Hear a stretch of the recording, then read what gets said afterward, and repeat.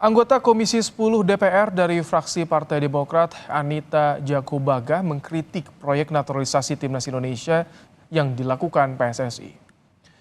Anita mempertanyakan langkah PSSI yang terus-menerus meminta permohonan naturalisasi untuk pemain Timnas Indonesia. Menurut Anita, Indonesia tidak kekurangan bakat sepak bola. Kritikan Anita disampaikan saat rapat paripurna DPR menyetujui naturalisasi 3 pesepak bola berdarah Indonesia, yakni Kevin Dix dan 2 pesepak bola putri. Sidang Dewan yang kami hormati, sesuai dengan hasil keputusan. Semoga ini yang terakhir. Karena kita tidak miskin atlet. Siapa bilang kita miskin? Kita banyak atlet. Kenapa kita harus ambil dari luar terus? Apalagi saya dari Nusa Tenggara Timur, provinsi tertinggal, terbelakang, tetapi gudang atlet, Pak.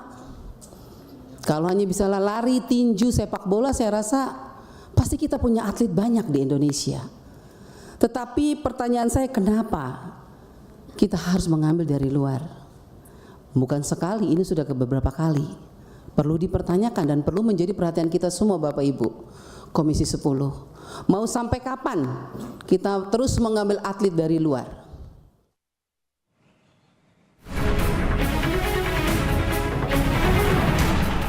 Timnas Indonesia mendapat tambahan amunisi baru guna menghadapi babak ketiga kualifikasi Piala Dunia 2026 zona Asia. Rapat paripurna DPR menyetujui pemberian pertimbangan kewarganegaraan Indonesia terhadap Kevin Dix yang saat ini bermain di klub Liga Denmark FC Copenhagen. Sekjen PSSI Yunus Nusi menyebut program naturalisasi pemain keturunan yang dilakukan PSSI sesuai saran dari pelatih Timnas Indonesia Sintayong. Sintayong telah memberikan saran dan rekomendasi kepada PSSI. Bila PSSI ingin mencapai target sebagai singa Asia dan bahkan bisa lolos ke Piala Dunia, maka mohon maaf untuk para pemain-pemain yang ada di Indonesia saat ini, menurut Sintayong belum mampu kita timnas untuk menuju ataupun lolos ke Piala Dunia. Sehingga Sintayong atau tim pelatih merekomendasikan kepada PSSI sebagai saran dan rekomendasinya adalah merekrut dan atau mencari mengambil bibit-bibit pemain-pemain yang ada di luar sana yang berdarah Indonesia. Anggota Komisi 10 DPR dari fraksi PDI Perjuangan, Denny Wahyudi alias Denny Cagur, mengapresiasi naturalisasi yang mulai membuahkan hasil. Denny berharap Indonesia tampil di Piala Dunia bukan lagi mimpi.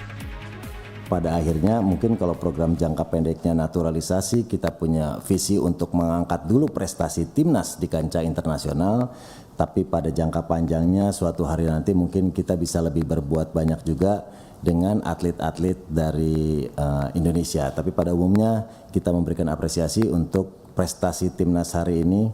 Semoga ini menjadi catatan dan kita bisa benar-benar melihat timnas Indonesia tampil di Piala Dunia. Terima kasih. Hingga kini sudah ada 17 pemain yang dinaturalisasi pada era kepelatihan Sintayong. Yang terbanyak pada posisi pemain belakang berjumlah 9 orang. Lalu lini tengah 3 orang, penyerang 4 orang, dan kiper 1 orang. Dengan kualitas yang dimiliki Kevin Dix, kehadiran pemain belakang berusia 28 tahun itu tentu sangat dinanti Sintayong untuk menambah kekuatan timnas Indonesia. Tim Liputan Kompas TV. DPR menyetujui permohonan naturalisasi terhadap pesepak bola Kevin Dix jelang laga kualifikasi Piala Dunia. Namun ada juga anggota Komisi 10 DPR yang mengkritik proses naturalisasi pemain timnas. Bagaimana menyikapi proses naturalisasi ini?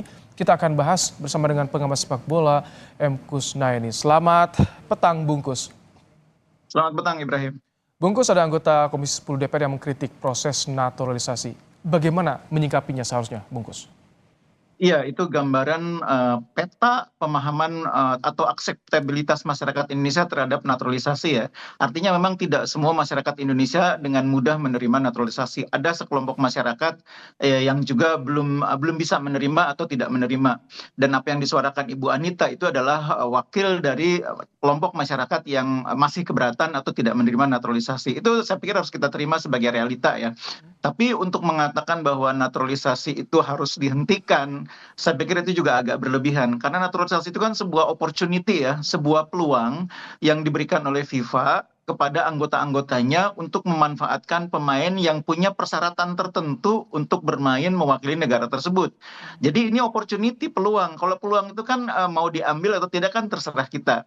Jadi kalau kita berharap suatu saat kita tidak memanfaatkan peluang itu juga nggak apa-apa. Tapi saat ini opportunity itu terbuka dan kita bisa memanfaatkannya untuk memperkuat tim nasional kita. Itu saya pikir poinnya. Ini nampaknya justru harus didukung ya, karena yang dinaturalisasi ini darah Indonesia, memiliki darah Indonesia, dan di PSSI bilang mereka tanpa disewa, tanpa diberikan biaya, ini murni untuk Indonesia, Bungkus. Iya, jadi yang sering saya katakan itu kan naturalisasi yang dilakukan di Indonesia itu kan naturalisasi yang terukur. Dalam pengertian kita ini tidak setiap orang yang mau bermain untuk timnas Indonesia kita ambil, kita rekrut, kita naturalisasi, kan nggak begitu.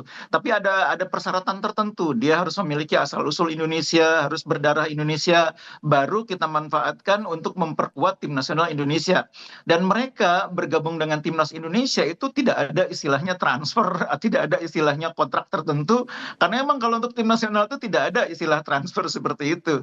Jadi mungkin pemahamannya yang harus harus disampaikan kepada pihak-pihak yang belum paham sepenuhnya tentang konteks naturalisasi ini, bahwa naturalisasi itu lebih karena semangat nasionalisme yang dimiliki oleh pemain yang bersangkutan, yang ingin membela negara leluhurnya, yang ingin membela tim nasional di mana dia merasa punya ikatan emosional atau ikatan darah. Itu yang harus disampaikan. Jadi seharusnya tidak boleh ada diskriminasi terhadap mereka, karena ini mereka berjuang untuk negara juga, Bungkus, untuk tanah leluhur. Betul, saya sering mengatakan bahwa naturalisasi itu kan juga bagian dari hak mereka. Hak untuk memilih kan, memilih untuk berwarga negara yang mana. Dan karena mereka punya garis keturunan Indonesia, punya asal-usul Indonesia, mereka juga punya hak untuk memilih. Meskipun tentu harus ada persyaratan yang dipenuhi. Dan persyaratan itu tidak semua orang punya. Jadi hanya yang punya persyaratan sesuai dengan regulasi yang berlaku yang kemudian bisa dinaturalisasi. Kan ada juga beberapa pemain yang juga ingin menjadi bagian dari timnas Indonesia, tapi secara regulasi tidak memungkinkan karena persyaratannya tidak terpenuhi. Jadi ini bukan program yang tidak terukur, tapi program yang ada batas-batasnya, ada syarat-syaratnya, sehingga sangat terukur. Oke, Bungkus, jadi bagaimana dengan peta jalan persepak bola Indonesia ketika naturalisasi ini tengah berjalan? Bagaimana dengan kualitas kompetisi ini? Nah, itu yang saya pikir perlu menjadi jadi peringatan dari anggota DPR adalah warning bagi kita untuk melakukan satu hal lain yang berdampingan dengan naturalisasi. Jadi naturalisasi itu kan hanya sebuah opportunity, tapi pada saat bersamaan kita punya sebuah kewajiban memperkuat kompetisi domestik, kewajiban untuk memperkuat pembinaan usia muda.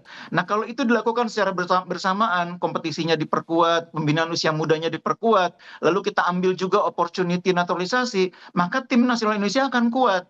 Jadi jangan satu sisi saja yang diperkuat, misalnya naturalisasi saja, tapi pada saat bersamaan kita tidak mengembangkan liganya, tidak mengembangkan pembinaan usia mudanya. Itu pada satu titik tertentu kita akan kehabisan juga opsi naturalisasi itu.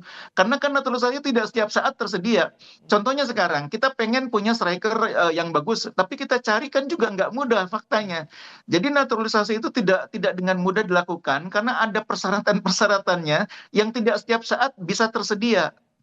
Oke, baik. Terima kasih Bungkus Naeni, pengamat sepak bola, telah menyampaikan pandangannya dalam program Kompas Petang sore hari ini.